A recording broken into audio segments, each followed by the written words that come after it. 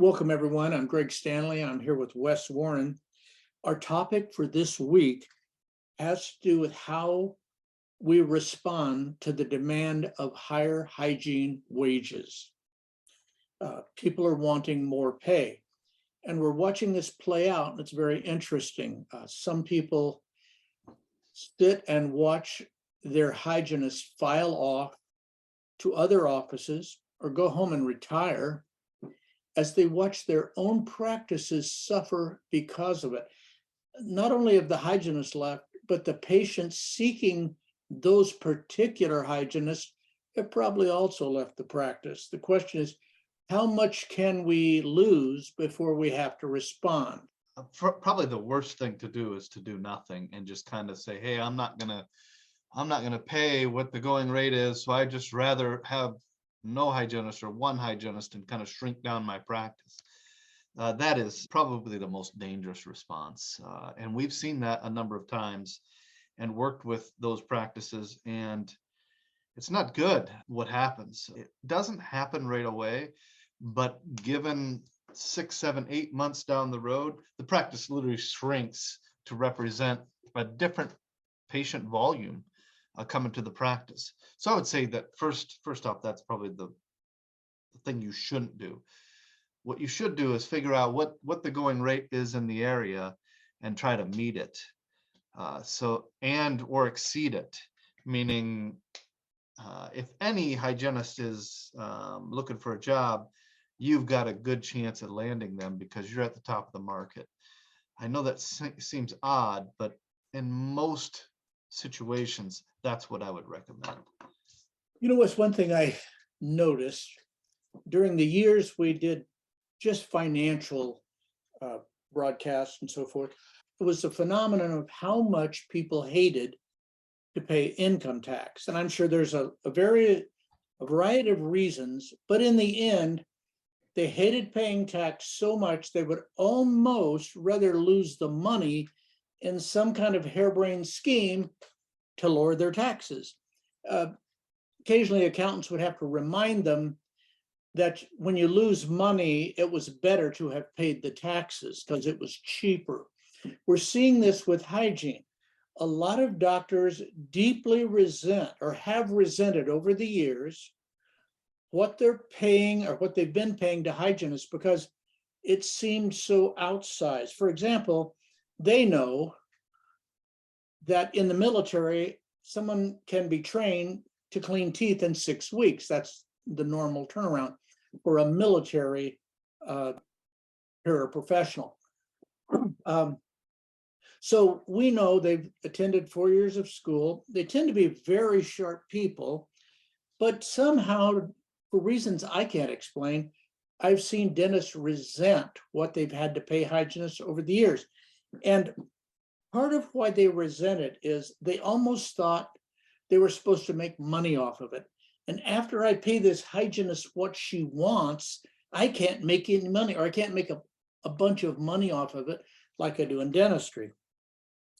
The truth is, hygienists who do a good job and play their part have kept the offices flowing with good dental patients.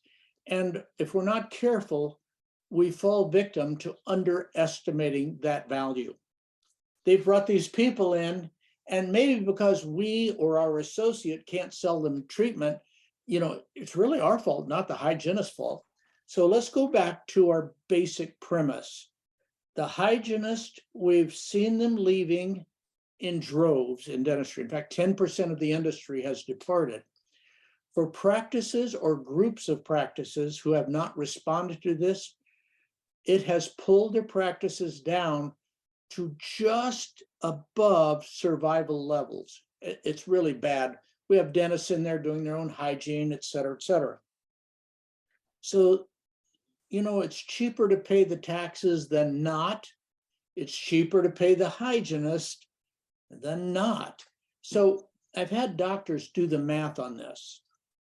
And they found, let me give you an example. They found that if they can bring a hygienist in the right way, they can pay substantially more then the practices around them are paying. I know what you're saying, Greg, I don't want to pay more than the market. Well, just wait. We're highly competitive now. We've got to reach out. I've seen offices paying $25 over what would be thought of as the market Yeah. per hour. But let me explain what they do. They bring that hygienist in and say, yes, I'm going to pay you this outsized amount of money. Then they get her to agree to use an assistant, work a double column, put their focus on selling dentistry instead of selling a bunch of things that people can buy at the grocery store, or the drugstore. And they've done well with it. They're getting hygienists now to respond in droves. Yes, they're paying more. And I suppose they're even driving up the market for what they're having to pay hygienists. But by getting them to agree to work in an accelerated schedule, it actually is working out quite well. I've seen accelerated schedules thrive for years in offices that can get their hygienists to do this. I have offices that, the hygienists don't want to do accelerated, and so we run into that problem.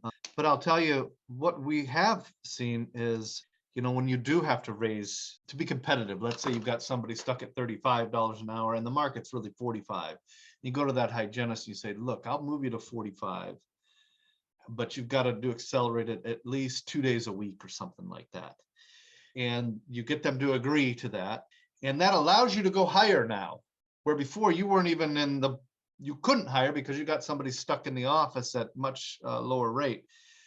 And I'm telling you, you got to bite the bullet here. You got to grow hygiene. You got to get hygiene back to where it was at a minimum. And yeah, so we have people will do they'll bring people in and so they don't get overloaded with doing accelerated. And that's worked real well. Some like to do it full time. Like you said, Greg, you bring them in that way and it's fine. But and that's one great strategy to kind of offset this increase in hygiene pay. Are there others? Are there other things that you would point to? I mean, we've heard all kinds of different things. So, well, I could say I'd be very careful about making mistakes here. One of the things we tend to focus on is the market for hygienists and forget the market for hygiene. In other words, patients are a market and they have their own threshold. Let's face it, I saw a survey that showed the average person gets their teeth cleaned every 18 months, not every 6 months or 4 months. So right. Patients, like Joseph Stalin said, refugees vote with their feet. Patients vote with their feet. Patients are another market. Hygienists are a market. So let's say we can get hygienists to work a double column, then we might be able to keep our hygiene prices, that is to this other market, that is patients, in the realm of reality. For example, so many of us have for so long led our marketing efforts with discounted hygiene, or come Yeah. try us out, at $29, $39, $49. That's such a big thing that if we end up coming to the conclusion that the only way we can make this up to recapture what we're having to pay these hygienists is to raise the fee, then we haven't met the needs of the patient market. So I would do whatever I had to number one is get the hygienists back, get them back in their place producing. Number two, keep hygiene prices very, very attractive, because that's where people come into the practice. That's how we get new people. And don't fall prey to the concept of, well, we'll sell them a bunch of stuff, because there's always somebody on the sidelines wanting to get at you and tell you how much could be made if you could sell everybody, a whitening for life, or sell everybody a bunch of stuff. Well, people don't like that because they like you, and maybe they've come to like the hygienist. They'll let you try it one time. A hygienist can say, for example, one time, let's talk about night guard or bite guard. Yeah. Let's talk about that. They'll let you talk about it one time. If you start being seen as the person that's going to be pitching that every time they come in, they will find another hygienist. And unfortunately, that usually means another dental office. So, like I said, there's a lot of ways you can mess this up, but really only just a few ways, to me, that you can do it right. Okay, you touched on fees because a lot of people are wondering about this. Do I raise my fees some? Can I raise them some? I mean, how aggressive can I really be? You're saying don't be crazy aggressive, but what advice would you give most Going people? up, going up $5 or $10, even 15 for a cleaning, that hasn't ever really been the problem. The problem is the hygienist piling on a bunch of things like Yeah, a rinse, uh,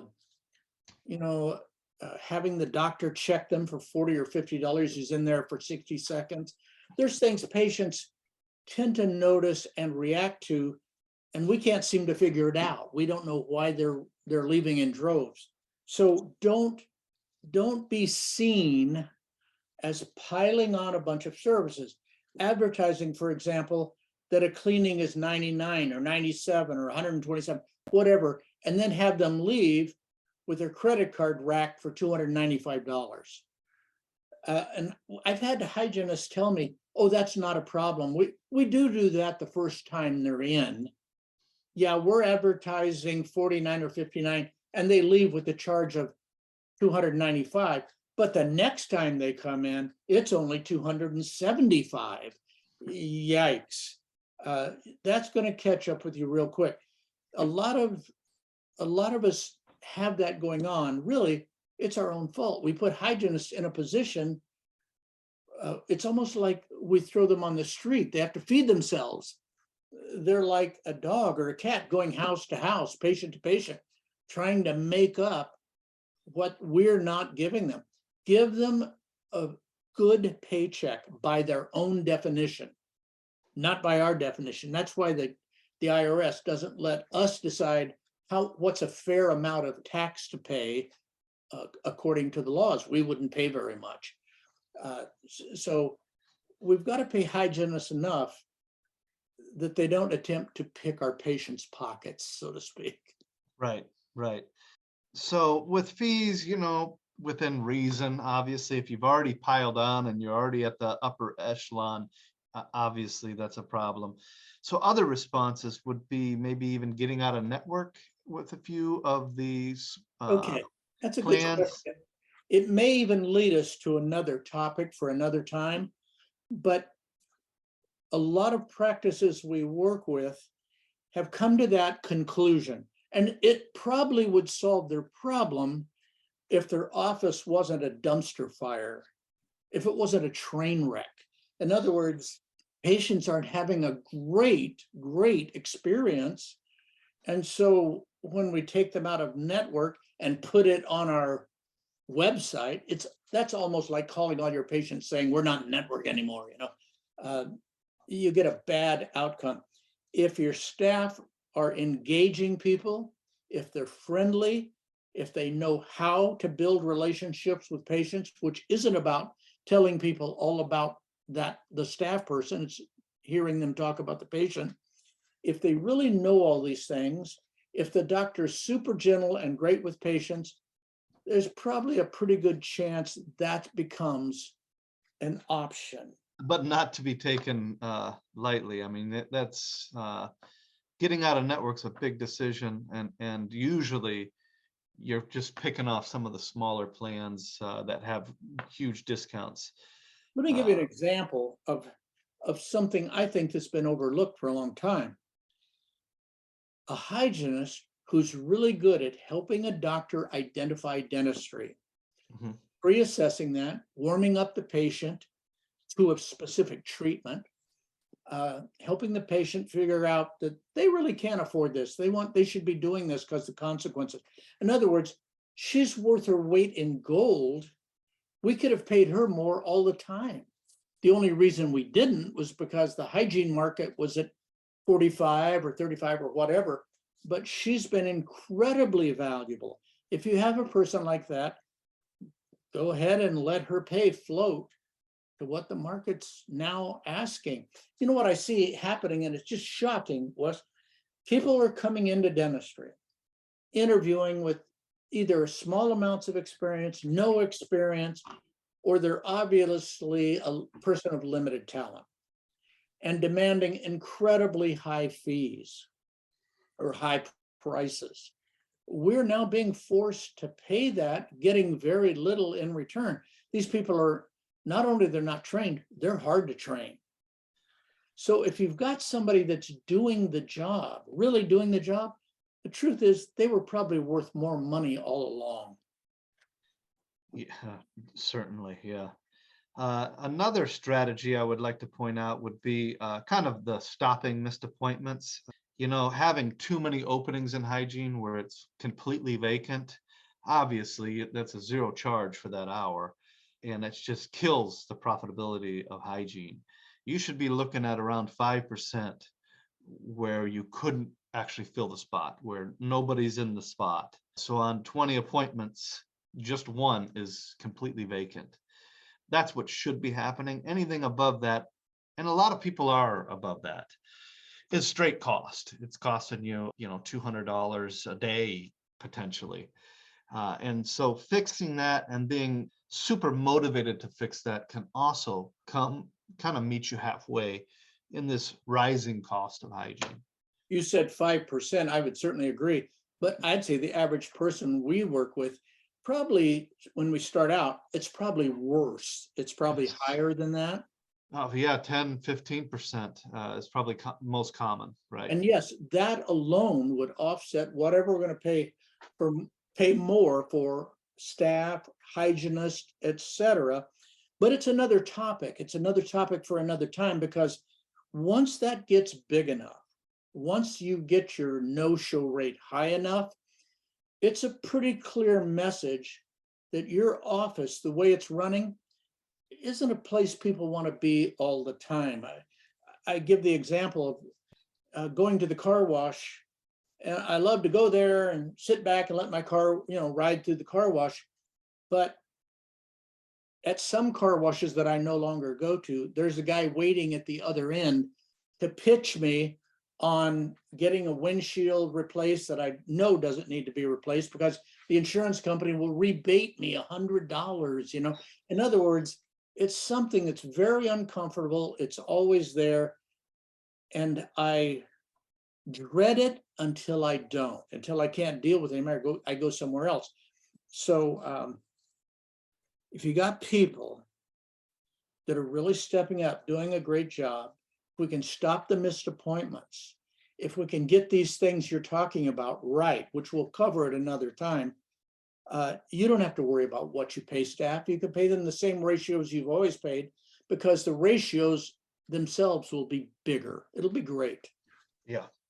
So in conclusion, you can look at fees and dropping out of some of the smaller plans, depending on the practice and your situation.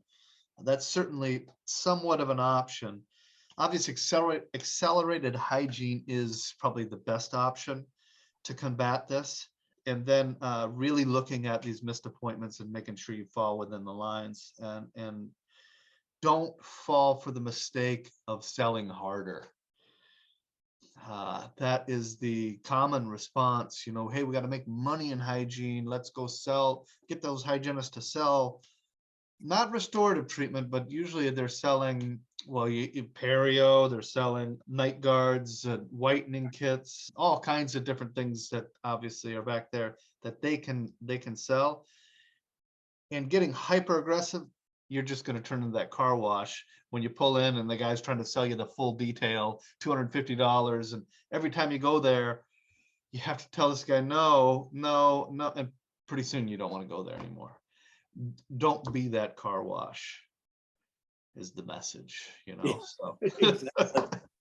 We're driving people to another practice. And Right. I might have even mentioned this once, but Wes and I were working in an office in Arizona where we had two clients, one in one office and one in the same building across the hall.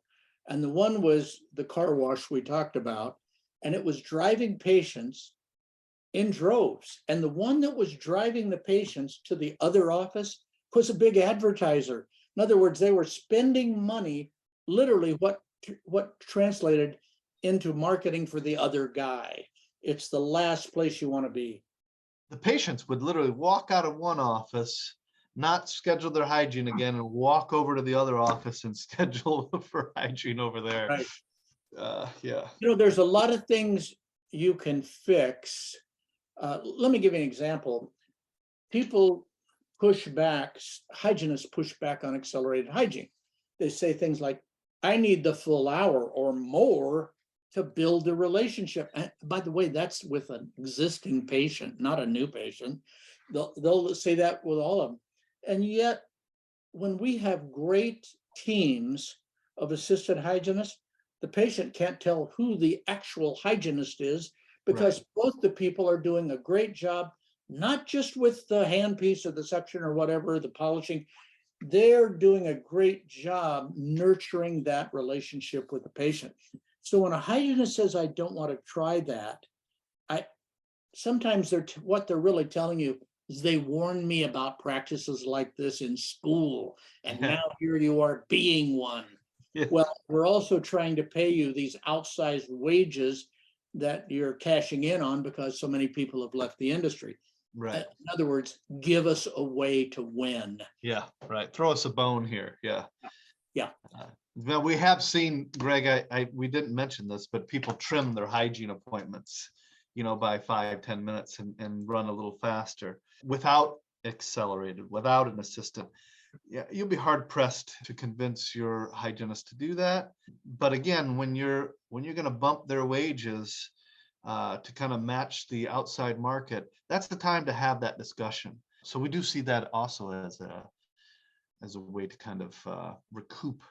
And by the way, because a hygienist refuses something or requests something, doesn't mean it's right, doesn't mean it's a good fit for your office, and doesn't mean you should do it. I'll give you an example. We ran into this hygienist in Nevada. She wanted 2 assistants. I know, don't go there. Don't ask me why that was, but she called it 4-handed or 8-handed, or I don't know what it was. Octopus hygiene. She wanted a bunch of people in there, and the doctor asked me what I thought about it, and I said, beyond no, I don't think about it at all. It's a non-starter. Yeah, that's a funny story. Yeah. All right. So yeah, thanks for listening. I think that those are the responses.